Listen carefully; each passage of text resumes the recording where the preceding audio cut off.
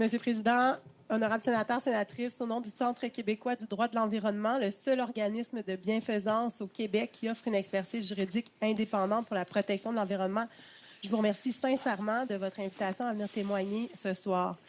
Je ne vous le cacherai pas, on arrive avec de vives inquiétudes. Tout d'abord, de proposer des modifications législatives qui permettent d'écarter l'ensemble du cadre législatif fédéral, à l'exception du Code criminel, au milieu d'un projet de loi omnibus de 300 pages, nous apparaît hautement problématique. C'est une démarche opaque dans laquelle l'intention derrière les modifications législatives proposées n'est pas expliquée de manière claire et transparente. Le secrétariat du Conseil du Trésor y fait référence comme un pouvoir pour permettre au ministre d'établir des bacs à sable réglementaires. Mais je pense qu'il faut être clair ici, ce qui est proposé dans le projet de loi est complètement différent.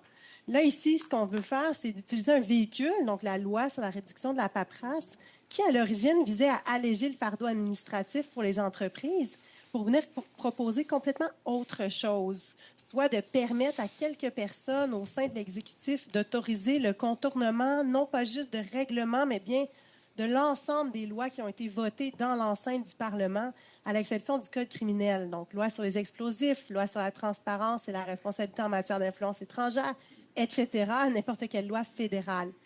Et la portée, elle est inédite. Là, on ne vise pas que les entreprises, mais aussi toute personne physique, toute autre association ou organisation non dotée de la personnalité morale, en plus des entités gouvernementales, donc provinciales et fédérales.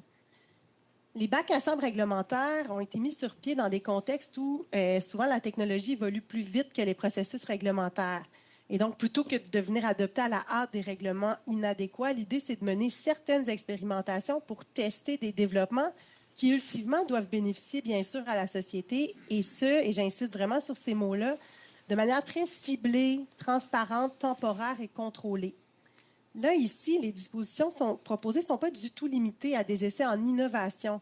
Ici, on parle d'essais ayant pour but de stimuler l'innovation, la croissance économique ou la compétitivité. Donc, aussi bien dire que n'importe quelle activité économique pourrait être concernée, du nucléaire à la capture du carbone en passant par l'armement. Ça nous apparaît donc trompeur de faire référence au bac à sable réglementaire parce que ce qui est proposé ici va beaucoup, beaucoup plus loin. Et il n'y a pas de délimitation claire, précise, contrôlée et transparente. Là, ici, et je vais être curieuse d'échanger avec vous sur ça, là on parle vraiment d'objectifs différents qui comportent des risques qui sont d'un tout autre ordre de grandeur. On propose de venir donner à une poignée de personnes de l'exécutif le pouvoir d'écarter les lois fédérales d'un bloc. Et là, on va à l'encontre, au fond, de la volonté du législateur pour des lois qui se sont construites sur des décennies, voire des centaines d'années. Donc, une des questions principales qu'on pose, nous, c'est est-ce qu'on est en train de dire qu'on considère que l'ensemble des lois votées dans l'enceinte du Parlement ne sont que de la paperasse? Parce que le message que ça envoie, c'est que le respect de nos lois et de notre état de droit est une option. Et ça, avec respect, c'est extrêmement grave et ça n'aidera pas notre compétitivité. Il y a des éléments qui sont prévus à l'article 12 qui doivent guider les ministres dans leur décision d'exenter.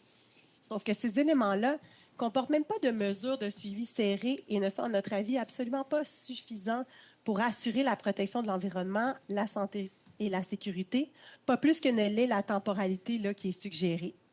Donc, le message principal qu'on porte ce soir, c'est vraiment que ça vient ouvrir la porte à l'érosion des principes sous-jacents à l'État de droit au Canada, à savoir la légalité, la prévisibilité, l'équité, notamment entre les entreprises d'un même secteur, et j'irais même jusqu'à dire le principe même de la démocratie, qui nous rappelle que ce sont les élus qui décident des lois applicables. Donc, quand on balaie l'ensemble des lois et qu'on permet à l'exécutif de décider de l'orientation des législations plutôt que de leur application, c'est comme si on venait installer le gouvernement sur un trône, puis on ouvre la porte à l'arbitraire. Donc, notre demande est simple. À notre avis, la section 5 du projet de loi doit être retirée. Et si l'intention du gouvernement est réellement de créer un mécanisme de bac à sable, bien, il doit revenir avec une proposition distincte, précise, cohérente, avec des balises définies de manière transparente, strictement limitées à des projets d'innovation bien définis et qui auront été débattus par les parlementaires. Vous êtes bien placé pour le savoir, les lois elles ont leur raison d'être. Les principes qui les sous-tendent, ils sont fondamentaux pour protéger la santé, la sécurité, l'environnement et la vitalité aussi économique du Canada. Et je termine en soulignant que, et c'est sur une note plus personnelle, je dois vous admettre que je suis encore abasourdie par la lecture de ces dispositions-là. Je ne pensais jamais devoir venir témoigner devant vous sur des propositions si lourdes de conséquences. Les amalgames derrière ces dispositions-là, puis les conséquences de celles-ci sont graves et n'ont pas leur place dans la démocratie canadienne. Comme juriste, comme citoyenne, comme maman, je ne vous cache pas mon désarroi et ma profonde inquiétude. Je pense qu'on est sur la mauvaise trajectoire. Il faut qu'on rectifie ça. Et de nouveau, je vous remercie vraiment sincèrement pour votre écoute. Monsieur le Président, honorable